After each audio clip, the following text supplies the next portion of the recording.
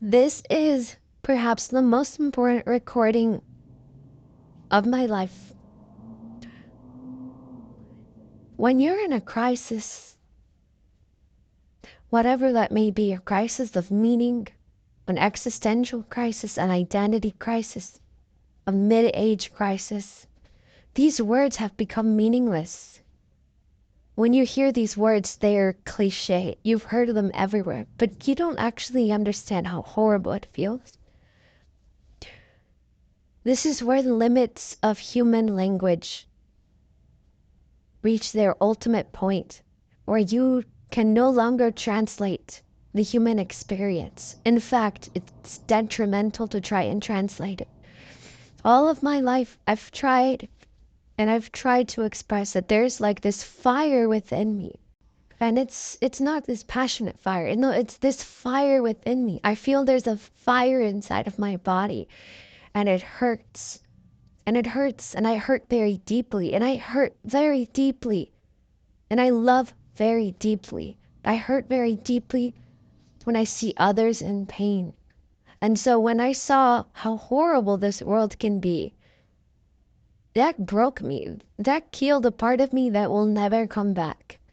That innocence within me will never come back after having seen what humanity is capable of. Animals can be horrible to each other, yeah, but human beings are conscious. That's the worst part. They actually choose to do these things. And so for me, it's like, I don't even want to be part of this planet anymore. Like, just throw me back into the void. I was better having never been born, never having been and never having been existed.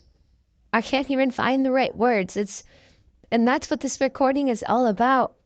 It's so hard to find the right words to translate what you're feeling, especially when you're surrounded by people who they don't understand what you're saying. It's like you're talking a different language. And it's unfortunate because we don't really have any other way of expressing what we've been through. Like if I show my scars to someone, they still won't understand how horrible they felt. And some of the worst scars are emotional. They're psychological, they're spiritual, they're things that you can't see. Like from the outside, I look like a pretty normal person, but you have no idea what I've been through on the inside. This is why it's so important for me to be humble, because I never know what someone is going through. Even if they look perfect on the outside, you never know what someone has gone through on the inside. Never. So I'm doing my best to not judge anyone by the way they look anymore. Although that's almost impossible because we human beings are very judgmental. But maybe that's not a weakness. Maybe that's a strength. Maybe when you truly love someone, it doesn't matter what they look like. It doesn't matter what your brain says. It doesn't matter. What matters is that you truly love them and they give you a reason to exist. They give you a reason not to end your life. It's crazy. It's crazy. Life is just something I do not understand.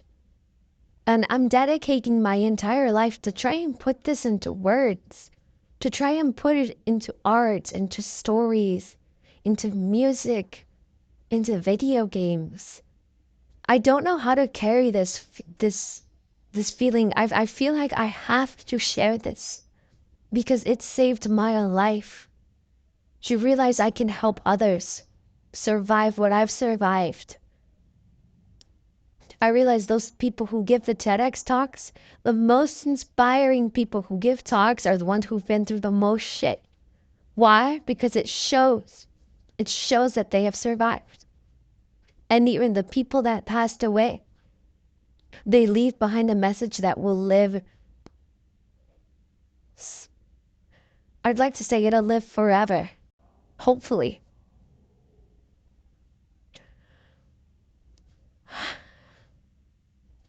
It is so important. It is so important for us to realize what it means to be human. I've been into Carl Jung's work recently, and he said something so true. We know nothing of man, far too little. And the greatest evil that is coming is because of man, is because of humans. So Carl Jung knew that the human psyche is the most dangerous part of us. Look how much damage we can cause. We can cause coordinated damage. Why can't we cause coordinated healing? It sounds like I'm complaining until you've been in the bottom of your abyss. If you're still listening, I don't even know how you're still listening, and you haven't lost interest with how much of a mind fuck this internet can be sometimes. All of these fucking little distractions and all these videos and all the news. And again, like I said in other recordings, human beings, we rely on illusions because sometimes if you look at the truth, if you look at the reality, it's just too much and you just want to escape. It's suffocating when you can't do anything. It's paralyzing when you see someone in pain and you can't do anything. It's like there's a glass wall. You can see them. You can see them suffer. You can see the animals being abused, but you can't do anything. The wall is in front of you. You don't have the power to do anything. And that's the most debilitating place to be. Being empathic and not being able to do anything. Even worse, being around people who don't understand that there's fire inside your body and you're trying to put it out. It's like, help. I don't want to be here. It hurts to be alive. Sometimes it hurts to be alive. I'm doing my best to cope. But sometimes this shit is too much. That's why the title of this recording is For When You Are in a Crisis. Because we're living on different levels of consciousness. I want people to understand this is not your fault. It's not the fault of the people. They literally don't understand you. When you're feeling happy and when you're feeling happy and you're distracted, chances are you barely remember what it feels like to be in pain. Like, I was thinking about this yesterday. It's an incredible paradox. When I'm happy and I'm distracted and I'm doing something I enjoy, I forget about how horrible the pain can be. But that's just coping. That never lasts. I always just flip back to this existential suffocation where I'm just looking at everything and I'm like, am I supposed to just ignore this?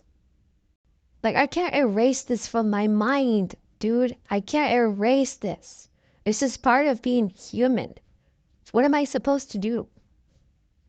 It's not even just how horrible humans are to each other, but it's also just the fact that you feel stuck in your life. Like right now, I feel stuck. I know I have so much potential and so many things I want to share, and it's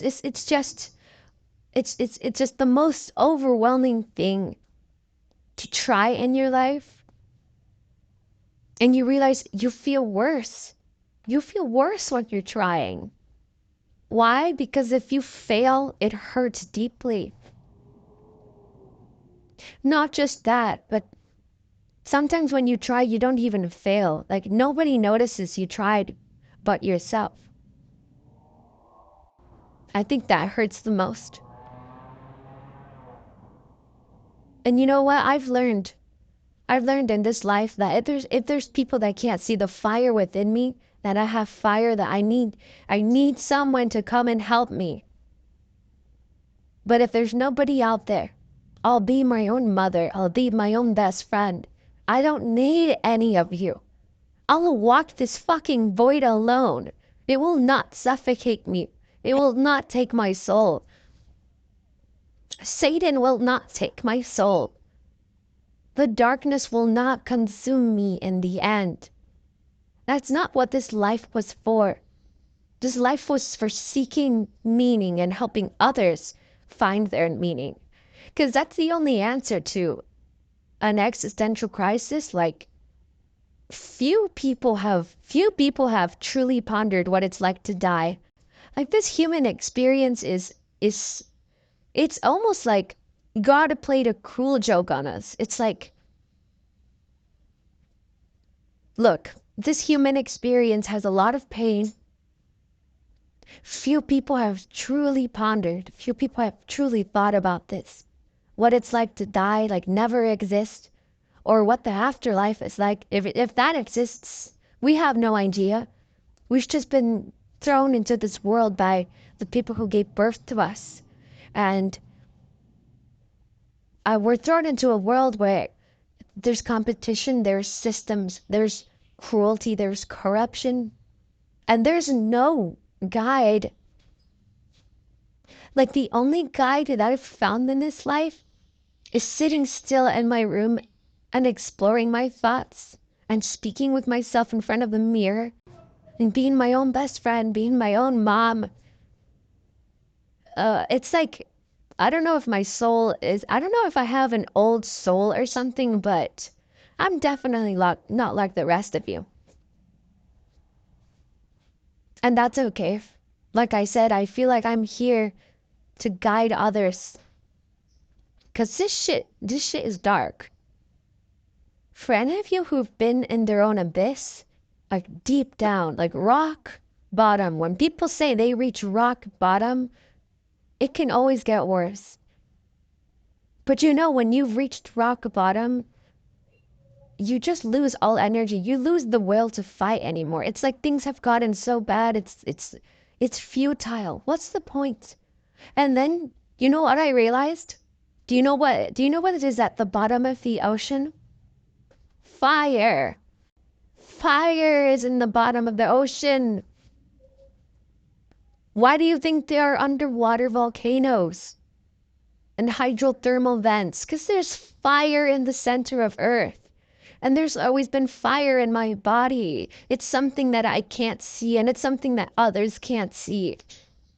And it took me 20 plus years to realize that it's nobody's fault and it's my responsibility.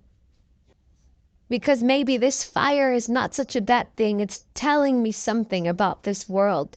And maybe only I can change parts of it. Because I know that I can't change or I cannot save this world. I can't even save myself. I pray to God, a God that I've never seen and I've never known.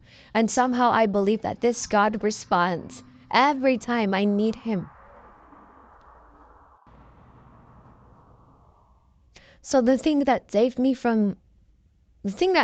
me every day from being suffocated by all of this cruelty and all this pain and this emptiness, it's believing that there is a God in this universe.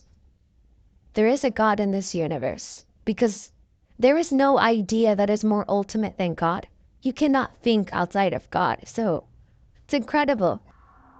Again, if you've ever truly thought about what God is, like where did God come from? What is God? Then you realize if the universe is that big, what is God? And then you realize, oh my God, I can't think outside of God. God must be the most ultimate thing. And you know what? We'll never be able to know if God is real or not. We'll never know if God is a woman or a man or or whatever God may be. The whole point is that you believe. That's the whole point. Do you believe or not? Because there will never be physical evidence. You know what there is physical evidence of, however? Love, meaning a soldier dying for his comrades, being tortured to death just so that the soldier can keep the secrets. You know how many people have sacrificed their lives for others? I can give so many examples, but it's incredible that we don't remember this. In the darkest of moments, we seem to have amnesia. We forget where we came from. We forget our meaning. But if it's meant to be, you'll always find your way back home.